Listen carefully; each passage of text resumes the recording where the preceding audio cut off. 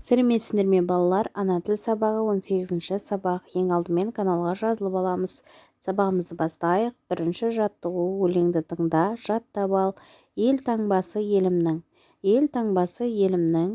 Неткен әйбат әдемі, тұнығындай көңілдің, ортада аспан әлемі.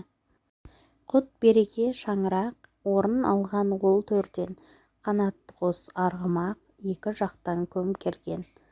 Сұлтан Қалиұлы. Әйбат дегеніміз әдемі, әсем деген екен. Өлең не туралы балалар? Өлең суретте бейнеленген біздің ел таңбамыз, яғни рәміздеріміздің бірі ел таңба туралы екен. Ақын ел таңбаны қалай суреттеген? Ортасында шаңырақ бар және қос қанатты арғымақ тұлпар бар. Екі жақтан көмкеріп тұр дейді, иә? Келесі екінші жаттығу: көркем жаз. Ту елтаңба, гимн елдігімнің белгісі. Көркем жазамыз балалар. Үшінші жаттығу: сөздерді жұптап оқы. Сөздердегі дауысты дыбыстардың жуан немесе жіңішке екенін айт дейді. Құз, күз, тұр, түр, сұр, сүр, ұш, үш, он, өн.